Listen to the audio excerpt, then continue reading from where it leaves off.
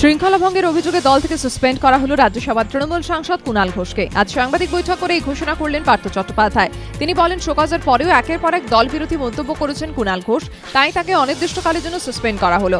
বউবাজারে দলীয় একটি অনুষ্ঠানে মঞ্চ থেকে দলের একাংশ সমালোচনা করেছিলেন কুণাল ঘোষ। বলেছিলেন, সারদা কাণ্ডে তাঁর কাঁধে বন্দুক রেখেই পার পেতে চেয়েছিল দলের শীর্ষ নেতৃত্ব। এমনকি পরে দলীয় নেতৃত্বকে প্রচ্ছন্ন হুঁশিয়ারি দিয়ে তিনি এমনও বলেন, সারদা কাণ্ডে গ্রেফতার হলে প্রথমে সাংবাদিক বৈঠকের অনুমতি চাইবেন।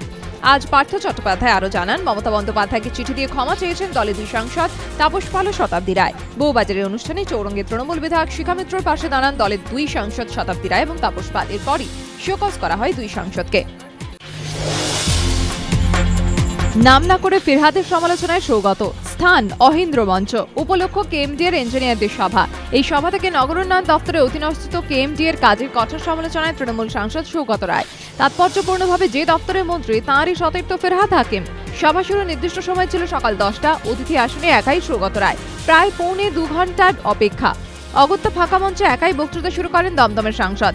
পারফরমেন্সের প্রশ্নে তুলোধনা করেন নগর উন্নয়ন দপ্তরের নিয়ন্ত্রণাধীন কেএমডিএ-কে। সৌগতের অভিযোগ, জেএনএনইউআরএম এর বিভিন্ন প্রকল্পে কোনো নজরদারি হচ্ছে না। সৌগত রায়ের এদিনের অভিযোগের প্রেক্ষিতে কোনো প্রতিক্রিয়া দিতে রাজি হননি ফিরহাদ হাকিম। যদিও এই ঘটনাকে তৃণমূলের অন্তর্কলহে বহিঃপ্রকাশ বলেই মনে করছেন রাজনৈতিক পর্যবেক্ষকরা।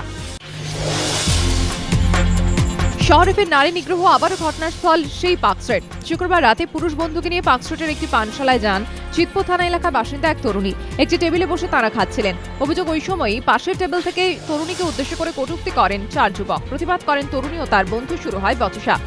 এরপরই পানশালা থেকে বেরিয়ে কর্তব্যরত পুলিশ কর্মীদের বিষয়টি জানান ওই তরুণী। পার্কস্ট্রিট থানায় লিখিত অভিযোগও দায়ের হয়। পানশালা থেকে অভিযুক্তদের গ্রেফতার করে পুলিশ। পুলিশ সূত্রে খবর, ধৃতদের নাম বিজয় তিওয়ারি, চন্দন দে, সন্দীপ মান্না ও অনুপ সিংহ। প্রথম 3 জনের বাড়ি হাওড়ায়, অনুপ সিংহের বাড়ি দক্ষিণ কলকাতায়। রবীন্দ্রনাথ ঠাকুরের প্রতিকৃতি খোদাই করা একটি মেডেল, আর তা নিয়ে ঘুম ছুটেছে কলকাতা পুলিশের। শুক্রবার ভবানীপুরের হরিশ পার্কে ডাকাতির উদ্দেশ্যে জড়ো হয় 5 যুবক। একটি গয়না দোকানে ডাকাতির পরিকল্পনা ছিল তাঁদের। গোপন সূত্রে খবর পেয়ে তাঁদের গ্রেফতার করে পুলিশ। ধৃতদের নাম কুন্তল সামন্ত, কাশীনাথ সর্দার, বিশ্বনাথ নস্কর, মহেশ্বর সর্দার ও ফটিক সরকার। গ্রেফতারির পর ধৃতদের ভবানীপুর থানায় নিয়ে যাওয়া হয়। পুলিশ সূত্রে খবর, তল্লাশির সময় ফটিক সরকারের কাছ থেকে একটি সোনালী রঙের মেডেল উদ্ধার হয়। মেডেলটির একদিকে রবীন্দ্রনাথ ঠাকুরের প্রতিকৃতি খোদাই করা, অপরদিকে রাশিয়ান ভাষায় লেখা মস্কোভা 1961, ওজন প্রায় 100 গ্রাম। পুলিশের অনুমান, রবীন্দ্রনাথ ঠাকুরের জন্ম শতবর্ষে মেডেলটি প্রকাশিত হয়েছিল। কিন্তু ফটিকের কাছে কিভাবে এই মেডেল এলো? পুলিশের দাবি, জেরায় ওই যুবক জানিয়েছে এক মহিলার কাছ থেকে তিনি মেডেলটি পান। এরপর কোটি কোটি টাকার বিনিময়ে সেটি বিক্রির পরিকল্পনা করেন।